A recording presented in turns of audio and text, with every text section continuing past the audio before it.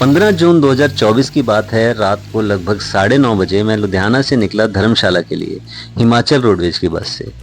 हमारी बस पहाड़ों में इस छोटे से होटल पर आकर रुकी रात को लगभग 1:30 बजे। यहाँ हमने टी ब्रेक लिया और इसके बाद हम निकल पड़े आगे अपने सफ़र पर। वैसे दूसरी बार था जब मैं पहाड़ों में रोडवेज की बस में सफ़र कर रहा था। मैं पहाड़ों में अक्सर अपने ही वाहन से जाता हूँ क्योंकि मुझे दूसरे की ड्राइविंग से डर लगता है।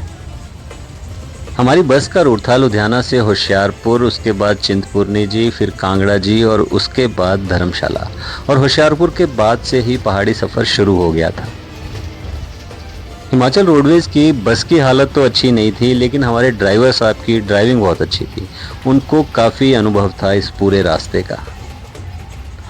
और बस अपने रोड ट्रिप का एडवेंचर यहीं से शुरू हो चुका था।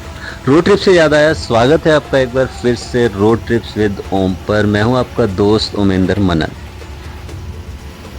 तो चलिए मेरे साथ घूमते हैं धर्मशाला और मैक्लोडगंज के कुछ फेमस टूरिस्ट प्लेसेस सिर्फ एक दिन में। सिर्फ एक ही दिन में घूमना मेरी मजबूरी थी, क्योंकि मुझे शाम को 3:30 बजे फिर वापसी की बस लेनी थी और सुबह 3:30 बजे मैं पहुंच जाता हूं धर्मशाला बस स्टैंड पर। ये धर्मशाला का बस स्टैंड है और यहाँ के लिए आसपास के लगभग सभी राज्यों से बस की डायरेक्ट सर्विस है। 5 बजे तक का समय मैंने बस स्टैंड पे ही बिताया और उसके बाद जैसे ही थोड़ा सा उजाला हुआ और मैं चाय वगैरह पीकर निकल पड़ा धर्मशाला के टी गार्डन्स को देखने के लिए।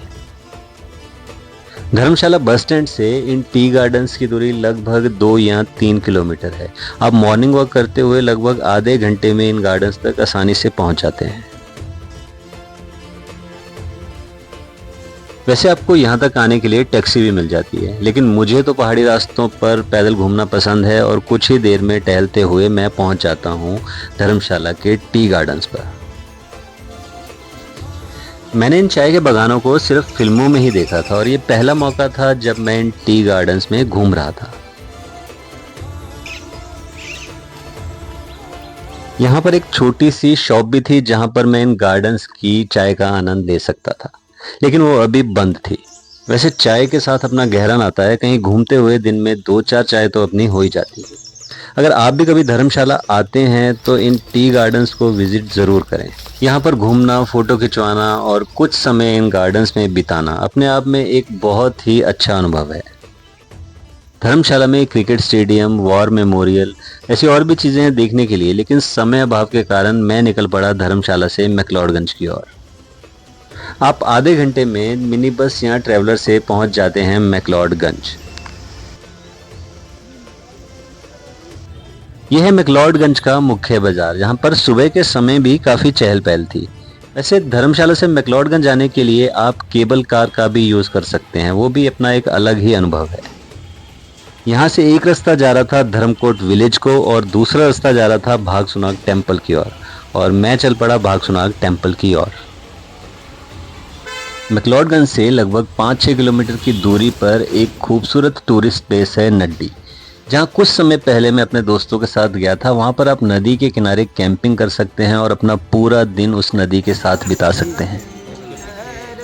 उस व्लॉग का लिंक मैं डिस्क्रिप्शन बॉक्स में दे दूंगा, आप जाने से पहले उसे ज़रूर चेक करें। वैसे मैक्लोडगंज के बारे में जैसा मैंने सोचा था, मुझे यहाँ पर ऐसा बिल्कुल भी नहीं मिला। यहाँ पर काफ़ी बड़े बड़े होटल्स और गेस्ट हाउस बन चुके हैं, जिसके कारण सभी गाड़ियों को अंदर तक आने की परमिशन मिल जाती है।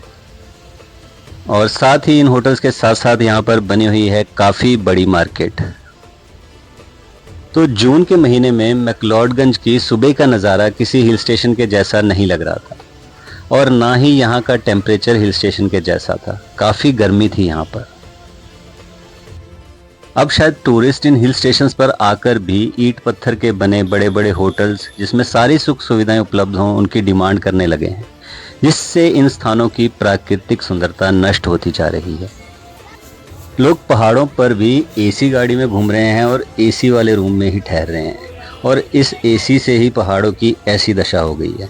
खैर, अब मैं पहुंच चुका था भागसुनाग टेम्पल। भागसुनाग मंदिर एक काफ़ी प्राचीन मंदिर है। इस मंदिर में शिवलिंग की पूजा की जाती है और इस मंदिर के बाहर ही है पानी का एक बहुत बड़ा स्रोत, जिसके सामने बना दिया गया है एक पब्लिक स्विमिंग पूल।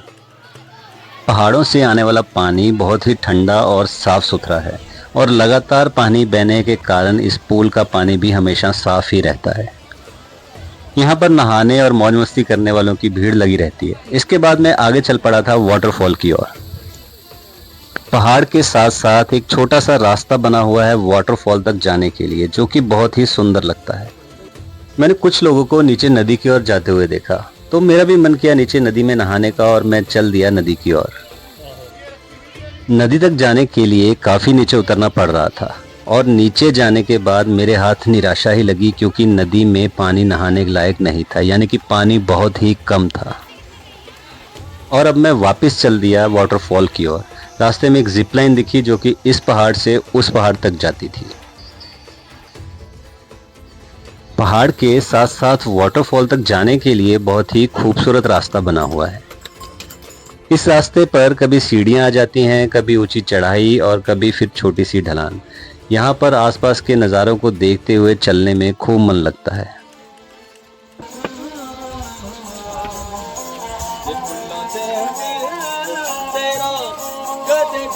मैं बचपन में अपने परिवार के साथ धर्मशाला मैक्लोडगंज आया था और हम लकड़ी से बने छोटे छोटे कमरों वाले किसी होटल में रुके थे। वो यादें आज भी ताज़ा हैं और तब से लेकर अब तक के बदलाव को देखकर मैं हैरान था। और अब तो बहुत ही ज़रूरी हो गया था इस व्लॉग को बनाना, क्योंकि पहाड़ के साथ साथ इस रास्ते से चलते हुए जैसे ही मैं उस झरने तक पहुंचा और उस झरने की हालत को देखकर मुझे लग रहा था कि आने वाली जनरेशन को ये झरना देखने को नहीं मिलेगा। ये झरना कुछ ही समय में लुप्त हो जाएगा।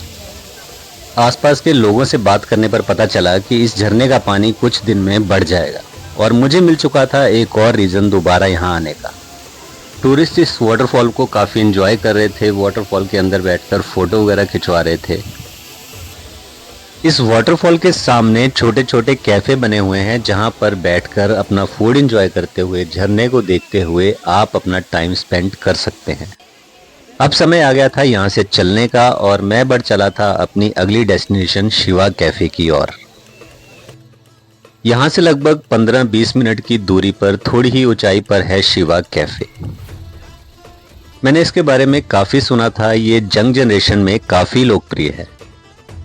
शिवा कैफ़े वाटरफॉल से ऊंचाई पर स्थित है। जैसे जैसे आप आगे बढ़ते जाते हैं रास्ता थोड़ा कठिन होता जाता है। यही रास्ता आगे त्रिनुद ट्रैक के लिए जाता है। कई लोग बड़े बड़े ग्रुप्स में इस ट्रैकिंग को करने के लिए आते हैं और यहाँ पर रास्ते में शिवा कैफ़े पर रुकते हैं।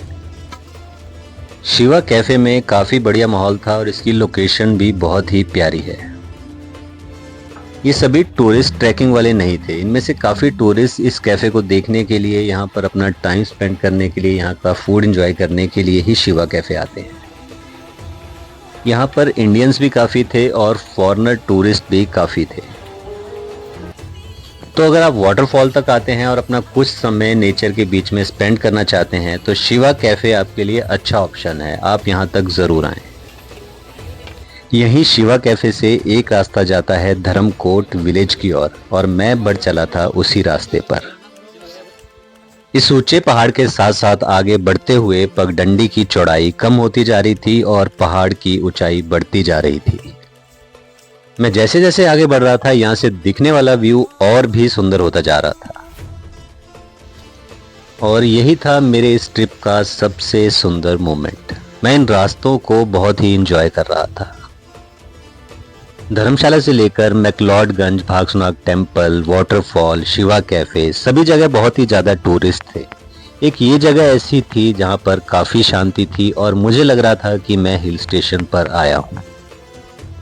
नेचर वॉक करते हुए अब मैं पहुँच चुका था धर्मकोट विलेज। ये एक पुराना हिमाचली गांव है, लेकिन अब यहाँ काफ़ी संख्या में इजरायली रहते हैं। मैंने इस गांव के बारे में सुना था और मेरा बहुत ही मन था इस गांव को भी करीब से देखने का।